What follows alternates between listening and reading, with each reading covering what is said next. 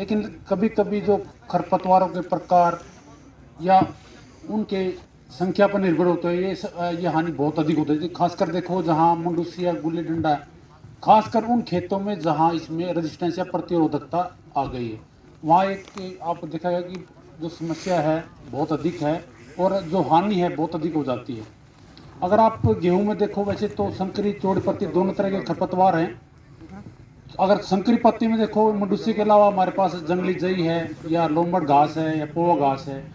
ये चार संकरी पत्ती के जो घास वाली किस्म के मुख्य खरपतवार हैं। अगर जंगली जई देखो तो इस क्षेत्र में नहीं है, वैसे जहाँ थोड़ी हल्की जमीन है वहाँ मिलेगी।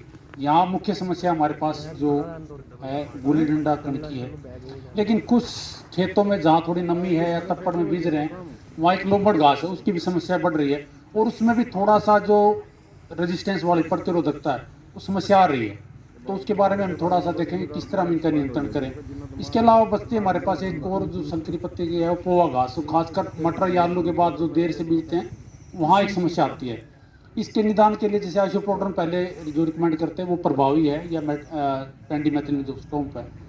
इसके बाद आते चौड़े पत्ते। चौड़े पत्ते में हमारे पास है जैसे जंगली पालक है, ये मुख्य समस्या है। इसके बाद बाथू है।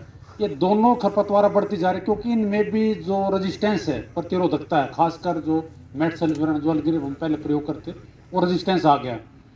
इनके जो चौड़े पत्ते के नियंत्रण के लिए अगर आपके दूसरे खरपतवार भी जैसे मालवा चुगड़ा है या मकोया है, अगर आपके गेहूं में कोई भी मतलब चौड़े पत्ते की समस्या, उसमें हम सिफारिश करते हैं कि जैसे मेट सल्फ्यूरन प्लस कार्बेंडाजोन, इसका एक तैयार मिश्रण है।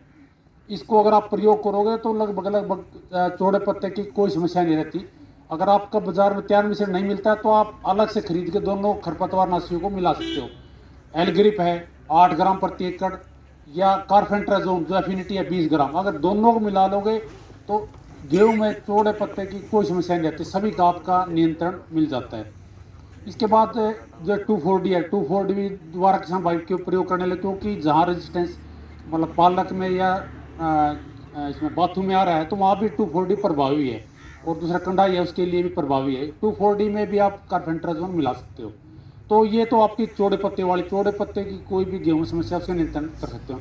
इसके बाद मुख्य समस्या हमारे पास जो है मुडुसी कणकी, जहाँ हम फसल चक्कर अपना रहे हैं वहाँ जहाँ रेजिस्टेंस की प्रॉब्लम नहीं है, हमारे पास कई विकल्प हैं। जैसे आपका क्लोडिनाफोप है जो मार्केट में आप मिलेगा, जैसे आपका टॉपिक है, पॉइंट है, जिसका कई नाम से मिलेगा। ये हो गया आपके पास पिनोक्साडेन है, एक्सीएल के नाम से है, उसकी 400 ml प्रति एकड़ है।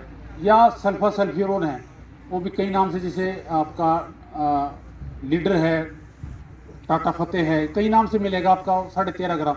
ये या अटलांटिस है, अगर ये करोगे आपका नियंत्रण हो जाए। लेकिन समस्या वहाँ है जहाँ रेजिस्टेंस प्रतिरोधकता आ गई। तो ज़्यादातर खेत अब देखने में मिला है कि आपकी ये जैसे दो समूह मैंने बताए, आपका क्लोडिनाफोप और पिनोक्साडेन एक्सीएल एक समूह है ये। अगर आपका टॉपिक काम नहीं करेगा तो एक्सीएल भी बहुत ज़्यादा काम नहीं करेगा। अगर थोड़ा सा टॉपिक काम करता है तो एक्सीएल काम कर देगा।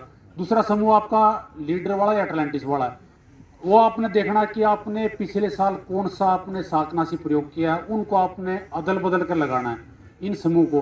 कई बार किसान भाई देखे इनकी मात्रा बढ़ाते हैं, मात्रा बढ़ाने की ज़्यादा जरूरत नहीं है क्योंकि अगर रेजिस्टेंस है तो आपका ज़्यादा काम नहीं कर रहा। हमने मतलब प्रयोग करके देखा कि आपके इवन आपके 10-10 डब्बे भी अगर डाल दोगे तो नहीं काम करेगा जहाँ रेजिस्टेंस लेवल बढ़ता जा रहा है। आपने देखना है तो समूह बदलना है।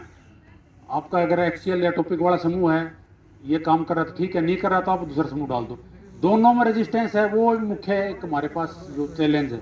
तो वहाँ आपने बिजाई के टाइम से ही आपने का नियंत्रण करना था। जैसे हमने पिछले साल एक जो शाकनाशी उसकी सिफारिश की थी, पायरप्सासल्फोन 60 ग्राम प्रति एकड़। ये मार्केट में 2-3 नाम से मिलता है आपका, एक अवकीरा है, जीडवा है या मोमीजी। 60 ग्राम प्रति एकड़ बिजाई करते ही आपके 3 दिन के अंदर डाल सकते हैं उसको। कुछ कंपनी इसको आप पेंडीमेथिलिन जो स्टोम्प है 1.5 से 2 लीटर दे रहे हैं। अगर दोनों को मिला लेते हो तो चौड़े पत्ते का भी नियंत्रण कर देते हैं। लेकिन हमारे प्रयोग कहते हैं कि आप इसको थोड़ा सा बाद में डाल सकते हो क्योंकि किसान भाई कहते हैं कि हमारे पास विकल्प नहीं है। ज़्यादातर किसान भाई जो मेट्रीबिजून है, सेंकोर, उस पर जा रहे हैं। तो सेंकोर में भी क्या दिक्कत है, कोई कुछ जैसे वैरायटी हमारी संवेदनशील है जैसे 550 है, दूसरी वैरायटी में भी अगर आप सही से तरह से डाल नहीं पाते हो तो उसमें भी दिक्कत आती है कि अगर मात्रा बढ़ा देते हो या थोड़ा जल्दी डाल देते हो तो जिन खेतों में अभी मान लो बिजाई करने, वहाँ भी अभी वैसे ज़्यादातर 80% तक लगभग बिजाई होगी, लेकिन कुछ खेतों में अभी बिजाई करने, तो जो मैंने दवाई नहीं बताई थी, आप अवकीरा या जिडवा या मूंगी, जिसको आप 60 ग्राम प्रति एकड़ बिजाई के टाइम डाल सकते हो, पेंडीमेथिलिन स्टोन के साथ भी डाल सकते हो। लेकिन जिन खेतों में मान लो कुछ जैसे बारिश के बाद बिजाई की खेतों में मुंडसी है, एक पत्ते या दो पत्ते की है, तो वहाँ भी ये काम कर देगी। ये जो नई दवाई मैंने बताई थी ना, पानी से पहले 20 दिन का मुंडसी एक या दो पत्ते तक है, तो आप इसका स्प्रे करके और इसके बाद आप पानी दे दो, उसका भी नियंत्रण मिल जाएगा। लेकिन जो खेत अभी जैसे जिन अब मैं अक्टूबर में बिजाई कर लिए थे और आपका मुंडसी की समस्या आ रही है, स्प्रे भी कर लिया, तो उन खेतों में जो जैसे मेट्रीब्यूजिन है, मेट्रीब्यूजिन वाले 2 साल्ट मार्केट में मिल रहे हैं आपके, जैसे एक है क्लोडेनाफोप जिसमें टॉपिक प्लस मेट्रीब्यूजिन सेंकोर जैसा मिश्रण है, सगुन के नाम से मिलेगा, एसिम 9 के नाम से मिलेगा।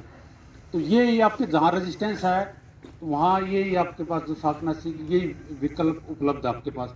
तो बस उसमें ये थोड़ा मुख्य देखने वाली बात यह है कि आपका जो स्प्रे टेक्निक है सही से कर दो आप, मतलब 35-40 दिन के आसपास अगर आप सही से स्प्रे कर दोगे, तो आपका मुंडसी का नियंत्रण, बहुत देर से करोगे तो आप जो इसमें ज़्यादा काम नहीं करेगी, तो आपने सही समय से करना है। तो स्प्रे टेक्नोलॉजी इस पर खास कर आपने मतलब ध्यान देने वाली बात है कि कई बार देखा है कि जो स्प्रे करते हैं या तो ट्रैक्टर वाले जैसे गन से करते हैं ना, उसमें आपका जो दवाई है वो सही तरह से नहीं पड़ेगी, कहीं आपकी कम पड़ेगी, कहीं ज़्यादा पड़ेगी।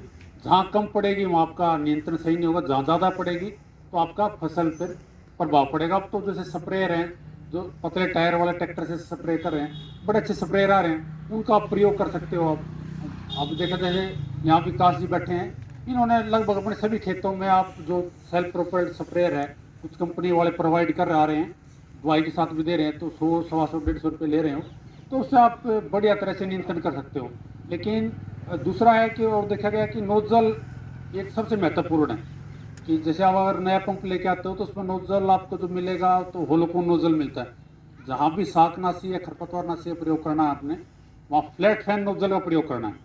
फ्लैट फैन नोजल में भी आप बूम लगाओ जिसपे आप 2 या 3 नोजल लगा सकते हो, उससे आपका समय बचेगा और आप जो शाकनाशी है सही तरह से आप उसका अप्लाई करें तो आपका जो अच्छा नियंत्रण मिलेगा। ये तो मुख्य मुख्य बातें होगी। इसके बाद आपका जैसे स्प्रे जो कहते हैं कि आप इनका सेल्फ प्रोपेल्ड या बूम वाला प्रयोग करो, ये तो आपकी रासायनिक विधि होगी। इसके बाद भी खाली इन पर निर्भर नहीं रहना, हमें दूसरे जो रासायनिक विधियाँ हैं उनको भी अपनाना है। खासकर जैसे मुंडसी को अगर देखोगे तो आपका इसका जमाव जब बिजाई आप नवंबर के मध्य से शुरू करते हो, जैसे देर में जाओगे दिसंबर तक, इसका जमाव ज़्यादा आता है, ज़्यादा समस्या रहते हैं। अगर आप अगेती बिजाई करोगे, जैसे अक्टूबर के जैसे आखिरी हफ्ते में अगर बिजाई करोगे तो इसकी समस्या आपको कम मिलेगी। जैसे आपको दूसरे वक्ताओं ने कहा है कि आप पराली ना जलाओ, पराली जलाते हैं तो उसमें भी जो मुंडसी की ऐसी समस्या बढ़ती है।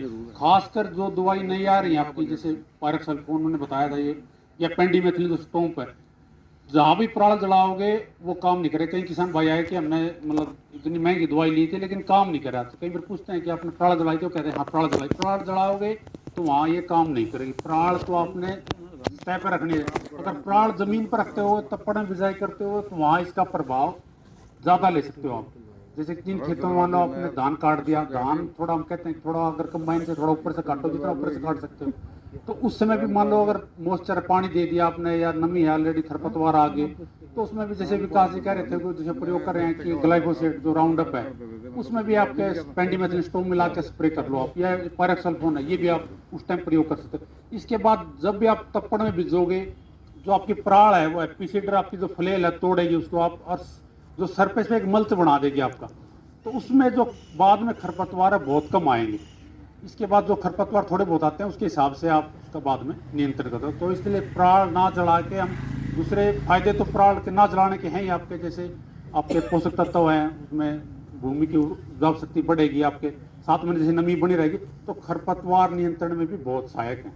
ये हो गया आपका जैसे अगेती बिजाई के तप्पड़ में बिजाई, प्राण अगर आप रखते हो तो वाकई में आपको काफ़ी खरपतवार प्रबंधन में सहायक हो सकते हैं। इसके बाद है आपका फसल चक्कर है। फसल चक्कर जैसे आपका बरसीम है या जई है, इस तरह के आप फसल चक्कर को आप समावेश कर सकते हैं।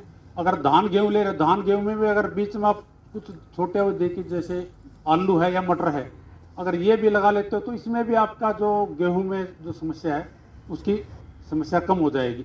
इसके साथ साथ तो थोड़ी बहुत जो ध्यान देने योग्य बात है, जो किसान भाई अपना घर का बीज कई बार लगाते हैं तो उसमें भी अगर आपकी खरपतवार की समस्या है, बीज आएगा, घर का बीज लगा रहे तो उसमें भी आपका बीज आएगा तो आगे आने वाले टाइम में दोबारा दिक्कत करेगा। तो सर्टिफाइड सीड है या घर का बीज लगा रहे तो उसमें झरना मार के आपका खरपतवार बीज रहित आप बीज प्रयोग करोगे तो उसमें भी आप समस्या कम कर सकते हो।